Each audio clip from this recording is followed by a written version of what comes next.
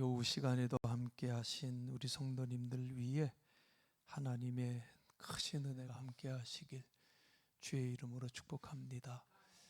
아유, 우리 권사님 그냥 저렁저렁하게 기도를 잘 해주셔서 얼마나 감사한지 모르겠어요.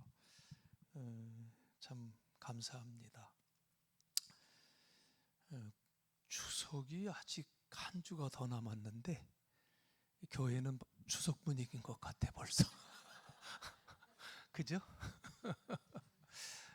다음 주에는 시골 가는 분들이 제법 계셔가지고 우리 찬양대는 지휘자가 독창을 하겠대.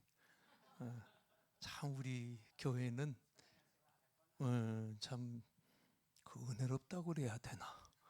하여튼 그래 참 그렇지만 끝까지 최선을 다하는 우리 성도님들 위해 하나님께서 큰 은혜와 또 은총 주실 줄 믿습니다. 예전에 제가 이제 신학교를 다니면서 병원 전도를 했습니다. 한 3년 반 동안 목회 나가기 전까지 이제 병원 전도를 했는데 병원 전도를 하면서 여러 가지 이렇게 전도지도 많이 사용했어요. 글 없는 전도지도 사용했고 뭐 이런저런 전도지도 사용을 했지만 그 중에 제가 좀 아직까지도 기억에 남는 전도지가 하나가 있었는데 이 미국에서 이제 복음주의 협회에서 만든 전도지였었어요. 그거를 이제 우리들이 같이 뭐 어려운 영어 아니니까 번역해서 사용했던 적이 있는데 제목이 뭐냐면 What you must do to go to hell 이런 뜻의 그 제목이에요. 무슨 얘기냐면 지옥에 가기 위해서는 당신은 뭘 해야 됩니까? 라는 질문이에요. 앞이 아무것도 없어. 딱 이렇게 이제 보여주는 거예요. 지옥에 가기 위해서 뭘 해야 되는가 당신은? 그리고 뒷면을 딱 이렇게 돌리면 거기 뭐라고 써 있냐면 아무것도 없다. 이렇게 이제 써 있는 거예요. 이렇게 주의를 끄고 난 다음에 그러나 천국을 가기 위해서는 하면서 이제 복음 제시를 하는데 지옥에 가기 위해서는 뭘 해야 되느냐? 보통 우리가 지옥에 가기 위해서는 뭐 하면 지옥 간다고 그래? 아유, 나쁜 짓 하면 지옥 간다고 그러는데 가만히 생각해 보니까 지옥에 가기 위해서는 그냥 아무것도 하지 않고 가만히 있으면 지옥 간대요. 사실 그 당시에 짧지만은 굉장히 충격적인 그 문구였었는데 생각해 보면 점점 시간이 갈수록 많은 사람들이 영적인 무관심에 점점 빠져들어가고 있어요. 그렇죠? 영적인 무관심에 점점 빠져들어간다는 그 말은 다른 말로 얘기하면 어딜 향해서 내가 열심히 가고 있는 거예요? 지옥을 향해서 열심히 가고 있는 거예요. 그러면서도 흥미있는 사실이 뭐냐면 철저한 무관심 속에서도 사람들은 간간히 지옥이라는 단어를 완전히 버리지 못하고 살아간다는 거예요. 그렇죠? 지옥이 나가라 그러면 아우 좋아하는 사람 봤어요? 안 믿는다고 하면서도 지옥 얘기하면 화를 내요. 그렇죠? 이 말이 뭐냐면 대부분의 사람들은 구원에 대해서 무관심하다고 하면서도 그 의식 밑바닥에 지옥이라고 하는 개념이 남아있기 때문에 편치 않다는 얘기예요. 플라톤이라는 분이 그런 얘기를 했습니다. 감옥이 없기를 간절히 바라는 사람, 감옥이 없기를 간절히 바라는 사람은 누구보다도 거기에 가야 할 사람이다. 이제 플라톤이 그런 얘기를 했어요. 감옥 갈 것 같은 사람이 감옥이 없기를 바란다는 거예요. 자, 그렇다면 이 플라톤의 말대로라면 누가 지옥이 없기를 간절히 바랄까요? 누가 지옥이 없기를 간절히 바랄까요? 지옥에 가야 할 사람이에요. 여러분, 우리는 이미 구원을 얻었다고 믿고 있어요. 자, 천국을 소망하면서 산다고 하는데 의외로 나는 하나님의 자녀다 이렇게 말을 하면서도 의외로 자신 없어 하는 분들이 제법 있어요. 그래서 참 내가 깜짝깜짝 놀랐던 건 뭐냐면 이제 임종하시기 얼마 안 됐는데 목사 손을 붙들고 목사님 내가 천국에 갈 수 있을까요? 이렇게 묻는 분들이 계시다는 거예요. 평생 신앙의 삶을 잘 살아왔으면서도. 왜 그럴까요? 내 안에는 부끄럽고 또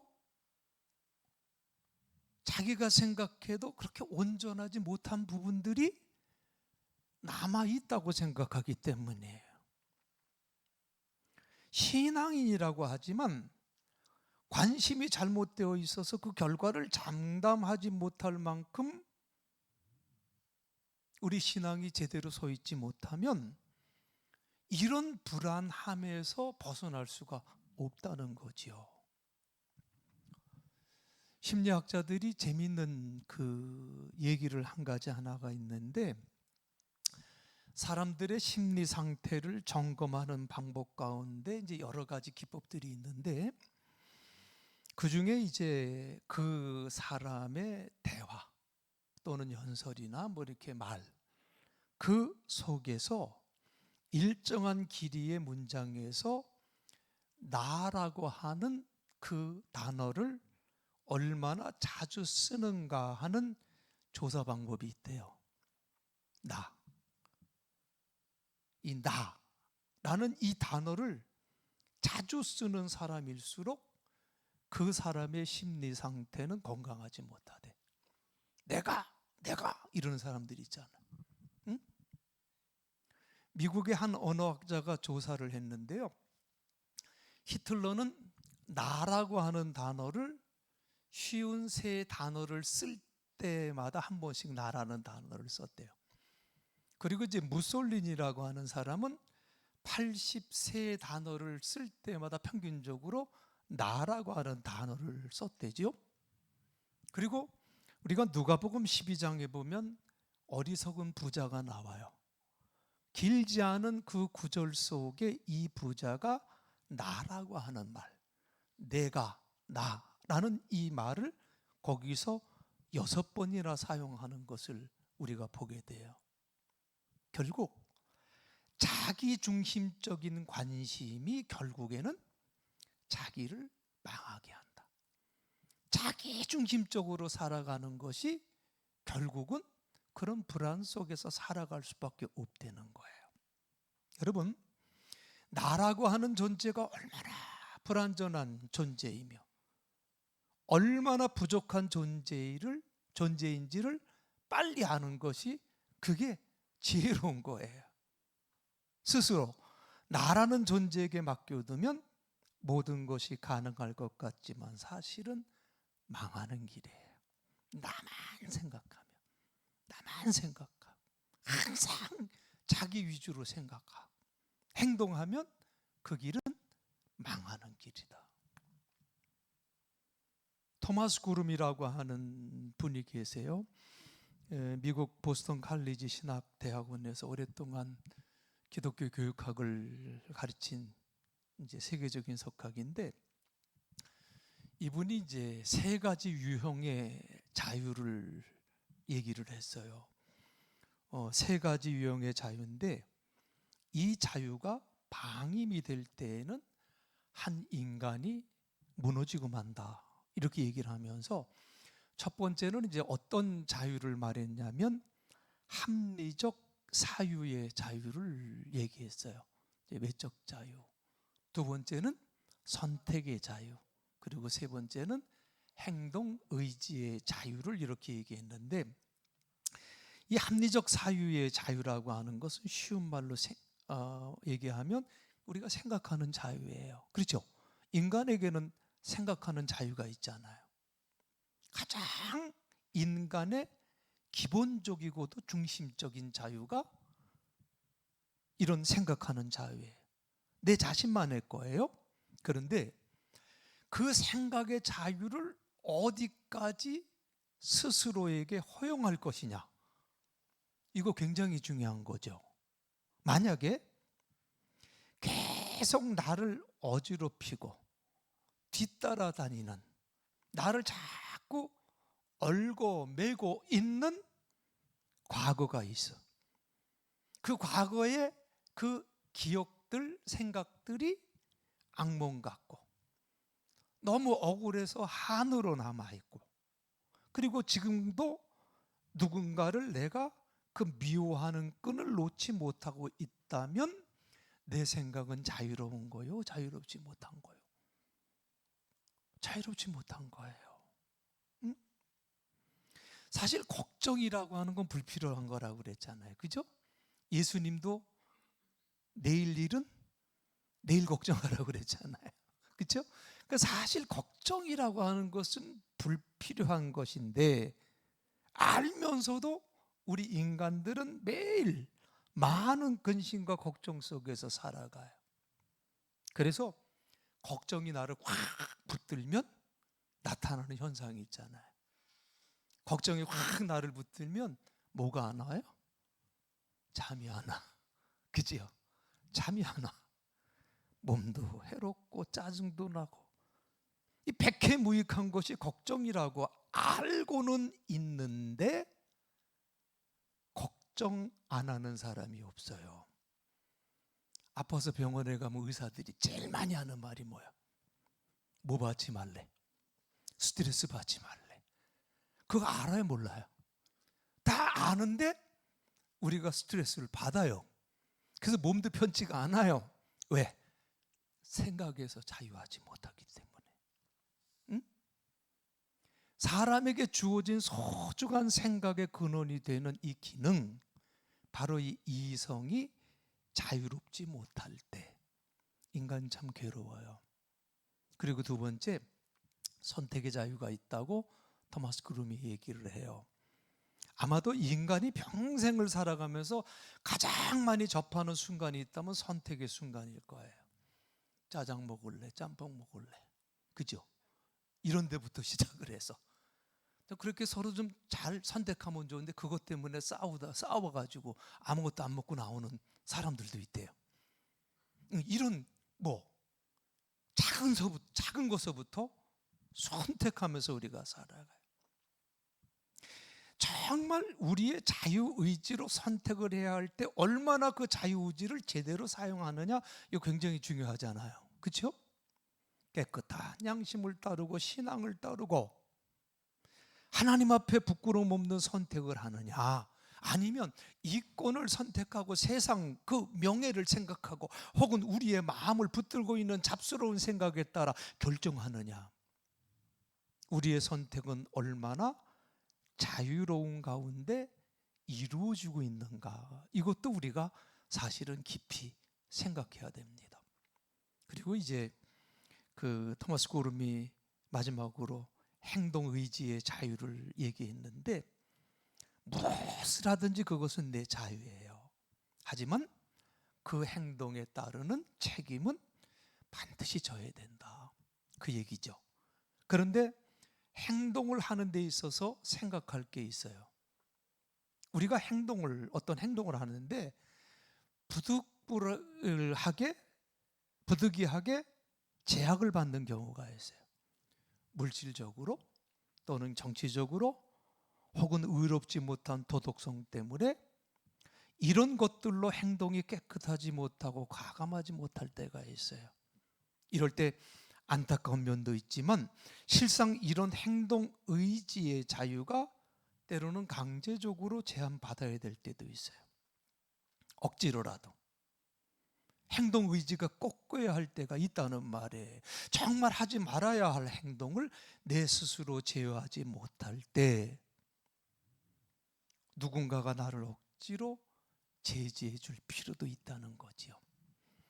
몇 번 얘기한 적이 있는데 영국 여왕이 애용하는 화려한 요트가 바다에 나갔어요. 이제 선장과 선원들 모두는 항상 프라이드가 있어요. 자부심이 있었어요. 이 요트는 대영국 제국의 여왕님이 타는 배다. 가장 존경을 받고 또 누구도 막을 수 없는 지체 높은 배다라는 이런 생각에 그 배의 선장과 선원들은 항상 의기양양했습니다.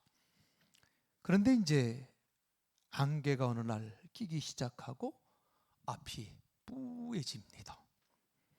아무것도 안 보이는데 저 앞에서 불빛이 다가오는 거예요. 그때 선장이 점점 가까우는 불빛을 보면서 큰 소리로 호령을 합니다. 비켜라! 이 배는 여왕님이 탄 배다. 건방지게 어딜 가까이 오냐? 비켜라! 그러고 큰 소리를 친 거예요. 그런데 자꾸 가까이 오는 거예요. 이 배가. 그때 불빛 속에서 그 배를 향해서 누군가가 소리를 지는데 야, 이 미친놈아! 여기는 등대다. 빨리 비켜라! 이런 소리가 들리는 거예요. 여러분, 누가 비켜야 돼? 누가 비켜? 어느 배가 비켜야 돼? 이거는 내가 아무리 자부심이 있고 의기양양해서 큰 소리 친다고 될 일이 아니잖아요. 그죠? 그죠? 그래요? 근데 요즘 왜 이렇게 큰 소리 치는 사람들이 많대? 나는 아주 참 희한해. 요즘 보면 이 큰 소리 친다고 되는 게 아닌데 큰 소리 쳐. 여러분, 우리의 자유라고 하는 것이 참 중요한데 제한되지 못하면 그것이 방종이 된다는 거예요. 방종. 그러므로 잘못된 이성, 잘못된 욕심, 잘못된 판단, 여기에다가 무제한적인 자유를 주면 그건 비극이요.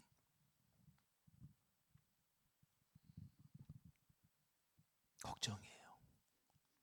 특히 우리가 신앙생활을 하는데도 반드시 이것을 알아야 돼요.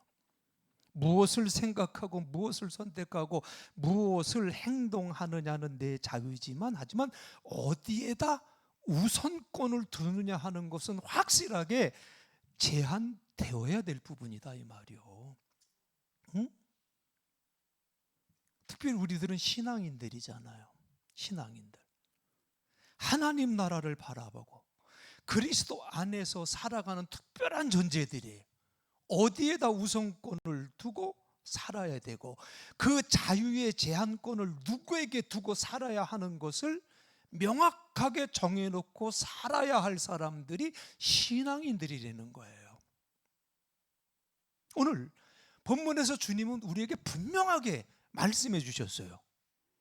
여러분, 본문에서 뭐라고 그랬어요? 너희는 먼저 그 나라와 그 의를 구하라. 그리하면 이 모든 것을 너희에게 더하여 주시리라. 이렇게 말씀했어요. 분명히 주님께서 우리 신앙인들의 그 제한의 선이 어디 있느냐를 분명히 말씀하는 거예요. 그리고 예수님께서 진단하신 우리들의 현실의 문제, 무엇을 먹을까, 무엇을 마실까, 무엇을 입을까 하는 것들에 있다는 거예요. 결국 인간의 최대 관심사 어디로 귀결이 되냐면 경제 문제로 귀결이 되지요. 염려하고 걱정하고 근심하고 서로 싸우는 문제들, 뭐 때문에? 결국 돈 때문에, 이권 때문에. 그런데 여러분, 우리가 여기서 좀 더 냉정해질 필요가 있는데요, 우리가 이거를 좀 분명하게 늘 기억하고 살아야 될 게 한 가지가 있어요.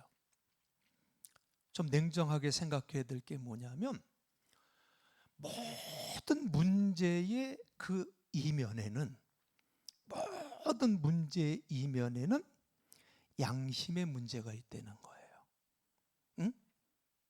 오늘 권사님 기도해 주실 때 정치인들이 양심을 갖고 정치해달라고 기도해 주셨는데, 모든 이면에는 양심의 문제가 있어요. 말하자면 경제 문제 이전에도 양심의 문제가 있고요, 정치의 문제 이전에도 양심의 문제가 있다는 사실이에요.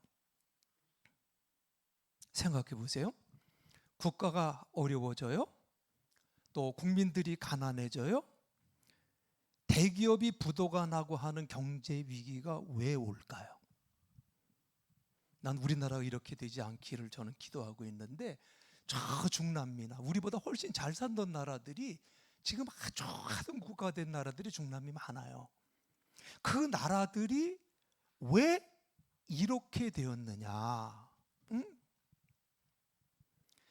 그 문제에 대해서 표면적으로 모든 사람들이 뭐라고 얘기를 하냐면, 정치하는 놈들이 잘못해서 나라가 망가져서, 이렇게 표면적으로 얘기를 해요.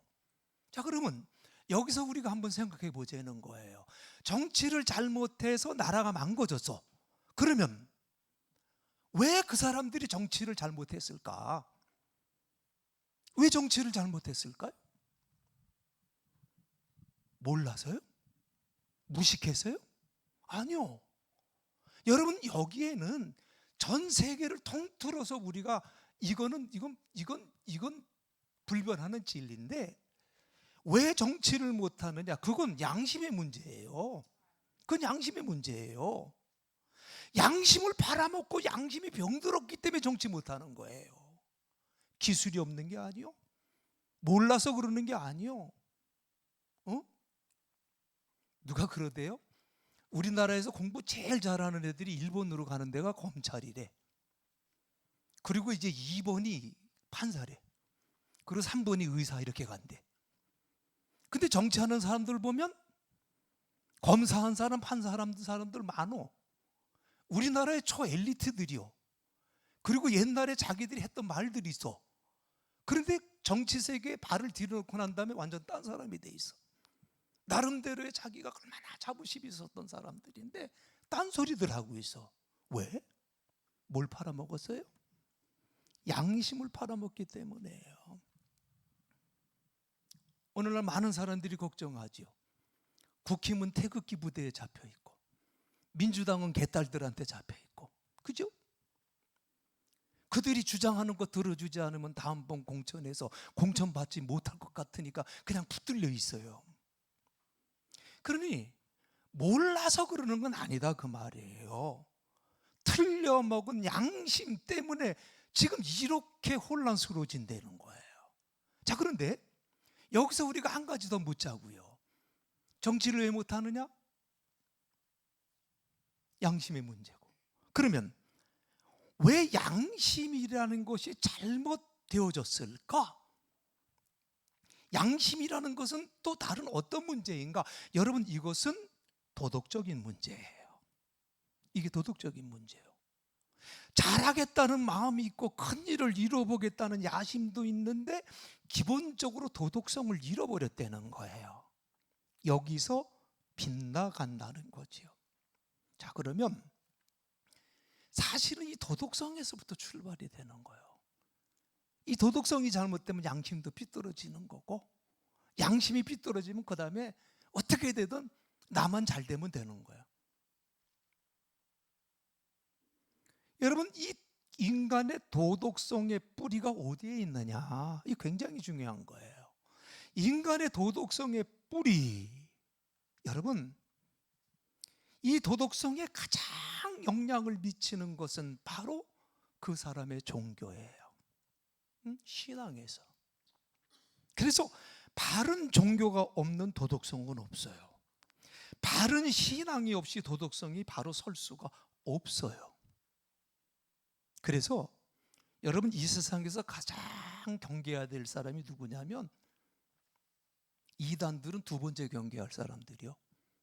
첫 번째로 경계해야 될 사람들은 무신론자들이요. 나 아무것도 안 믿어. 이런 사람들이 제일 무서운 사람들이에요. 여러분, 대표적인 무신론 집단이 어디입니까? 대표적인 무신론 집단, 공산당이에요. 그죠? 공산주의 이론을 세웠던 사람 마르크스와 엥겔스인데요. 막스 같은 사람은 종교는 억압받는 피조물의 탄식이며 무정한 세계의 정서이며 인민의 아편이다, 이렇게 얘기를 했고, 엥겔스 같은 사람은 종교는 역사적 산물이기 때문에 곧 사라질 것이다 라고 큰 소리 쳤던 사람이죠. 그래서 소련, 중국, 북한 같은 곳은 철저하게 억압 정책을 펴며 종교를 제거하고 그 자리에 과학적 세계관이라고 하는 유물론으로 대체하려고 엄청 애를 썼어요. 그런데 아무리 그들이 억압했어도 인간의 근원적이며 영적인 필요를 그들이 억누르지를 못했다는 거예요. 왜냐하면 신앙이라고 하는 것은 단순한 사상의 이상이기 때문에 어떤 체제라 할지라도 그것을 제거하지 못했다는 거예요. 그래서 아직도 북한에는 지하교회가 있거든요. 그렇죠?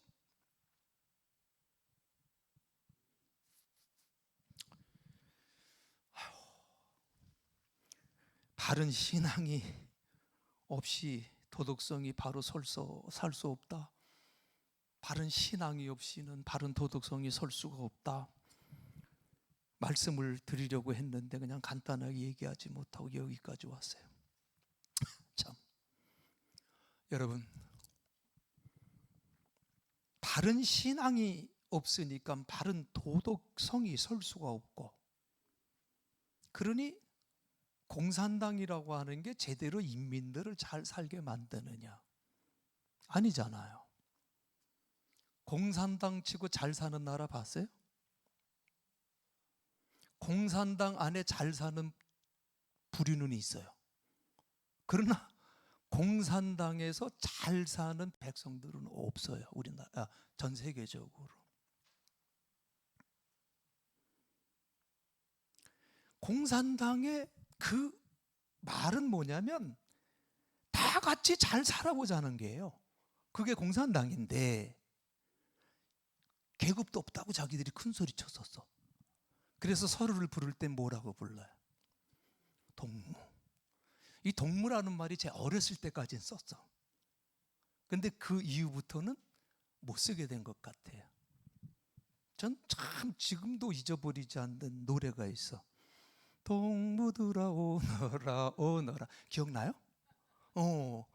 아이, 친구들끼리 모이면 그 노래 얼마나 많이 했는지 몰라. 서로 손잡고 노래하며 춤추며 놀아보자. 낮에는 해동무, 밤에는 달동무. 그죠? 우리들은 즐거운 노래동무. 그러면서 이제 같이 막 그 마을을 다니면서 이제 노래를 부르고 다니면 애들이 나와. 그럼 이제 그 다음부터 딱지치기도 하고 뭐 별거 다 하고 이러면서 놀았던 그 생각이 있어서 참 그 동무 그러면 참 애잔한 그런 이제 이 어렸을 때 그 기억이 있는데, 이 공산당에서 이 동무라는 말을 뺏어가 갖고 말이요, 이제 우리나라에선 잘 못 쓰는데, 아무튼 동무 의미가 뭔가 찾아봤더니 같이 춤추는 사람이 동무더라고. 같이 춤추는 사람이 동무예요. 그러니까 그냥 늘 함께 어울려 노는 사이가 동무. 참 좋은 말 아니에요? 그런데 아이러니하게도 공산당 안에 또 다른 계급 사회가 형성이 되더란 말이요. 북한은 여러분 엄밀하게 얘기하면 공산당 아니에요. 응? 공산당이라고 하는데 저는 공산당이 아니요. 공산당 3대 세습 안 해. 다 같이 잘 먹고 잘 살되는데 기가 막힌 일이에요. 왜 이런 일들이 일어나느냐? 바른 신앙 없이는 바른 도덕성이 설 수가 없고, 그러니 모든 관심은 누가 되는 거예요? 자기가 되는 거예요. 자기가 되는 거예요. 옆에 사람은 없어요. 나라가 망가지든 말든 누가만 사면 되는 거예요? 나만 살면 되는 거예요. 응? 마르코스 때 필리핀이 그랬잖아요. 그죠? 그러니 그 나라의 백성들은 고생하는 거예요. 자, 그러면 뭐 딴 거 얘기할 것 없이 나의 현실은 어떤가? 우리의 현실은 어떤가를 좀 생각해 봐요. 나 한 사람 하나님 나라에 대한 관심이 교회를 세우고 나라를 만들어 간다는 생각을 여러분 해본 적이 있습니까? 나 한 사람의 이 관심, 하나님 나라에 대한 관심, 하나님 나라의 관심, 하나님 나라의 의, 응? 여기에 정말 내가 깊은 관심을 갖고 내가 살아가고 있는가? 스스로 한번 우리 생각해 보자는 거예요. 다른 사람 볼 것도 없어요. 자꾸 다른 사람을 의식하는 경우들이 많은데 아니에요. 나 한 사람의 관심, 나 한 사람의 열정이 중요하다는 말씀이에요. 그것이 도덕을 세우고 그것이 양심을 일으킨다는 사실 앞에 내가 인정하고 나아가야 된다는 거예요. 요즘 추세가 잘 되면 누구 탓이요? 요즘 추세가 내 탓이고 잘못되면 누구 탓이요? 네 탓이다 말이에요. 이건 유아기적인 발상이에요. 어린애들의 생각. 좀 책임질 줄 알아야 되겠다 그 말이에요. 그래서 이제 우리가 좀 이런 생각을 해봤으면 좋겠어요. 오늘 본문의 말씀 그대로 내 삶에 한번 적용해 보자는 거죠.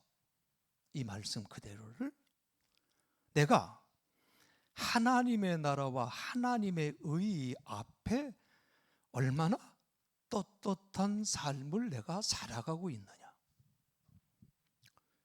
내 생각과 의지가, 내 선택의 의지가, 그리고 내 행동의 의지가 정말 하나님의 나라와 하나님의 의에 의해서 실행되고 또는 제어되고 있느냐. 응? 여러분, 하나님 앞에 바로 서 있는 그 신앙심이 없이는 어디에서 무엇을 하든지 그것이 진정한 도덕이 될 수가 없는 거예요.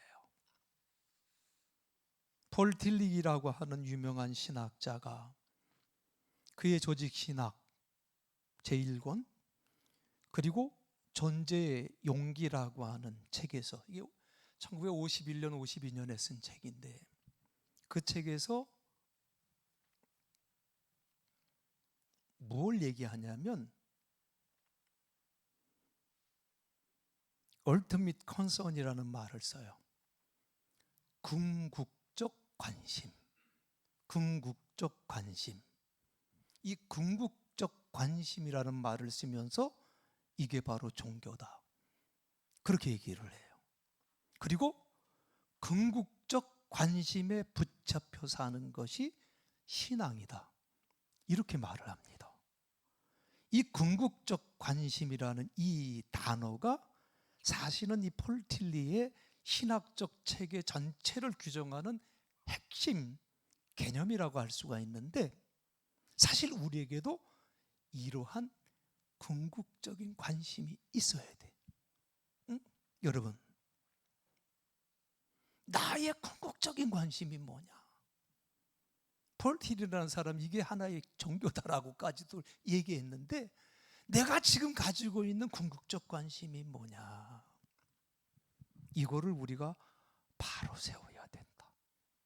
그런 의미에서 너희는 먼저 그의 나라와 그 의를 구하라고 하시는 이 주님의 말씀 우리가 깊이 마음속에 새겨야 돼요. 그리고 우리는 마지막으로 다음 세대를 생각해야 됩니다. 기성세대의 의의를 떠난 신앙의 모습이 아니라 우리의 후손들에게 하나님의 나라와 의의를 위해 사는 모습을 우리가 이제 좀 물려줘야 되지 않겠습니까? 응? 내 자식에게, 그리고 내 손주에게 하나님 나라의 의의를 위해 사는 모습을 좀 물려주자는 거예요. 여러분, 오늘 주신 말씀을 마음속에 새기면서 내 관심이 과연 어디에 매여 있느냐, 우리는 깊이 생각해야 돼요. 여러분, 인간들 참 재밌죠? 봄에는 뭘 생각해요? 여름 생각해요. 아, 이거 지나면 여름 옷을 뭘 또 준비를 해야지. 여름이 되면은 뭐 생각해요? 가을 생각하고. 지금 이제 아마 난 안 나가봤는데 아마 이제 여러분 이 백화점이나 무슨 뭐 어디 옷가게 가면 지금 겨울옷 나올 거예요. 그죠?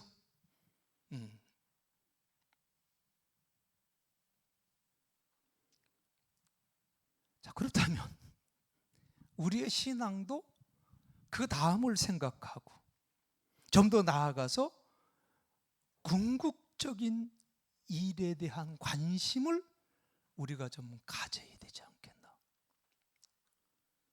여러분, 만물의 원칙이 있듯이 신앙에도 원칙이 있어요.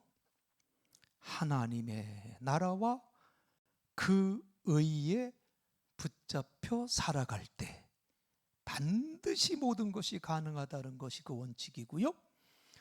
이것은 오늘 우리가 반드시 지켜나가야 될 원칙이라는 것을 여러분이 잊지 마시길 바랍니다. 이 원칙이 내 삶과 신앙을 굳건하게 붙들어서 내 삶을 통하여 하나님의 의가 증거되어지는 삶이 돼서 우리 교회와 가정 그리고 이 나라가 바로 서는 역사가 나로부터 시작하게 해달라고, 나부터 시작하게 해달라고 하나님 앞에 간절히 우리가 기도해야 될 줄로 믿습니다.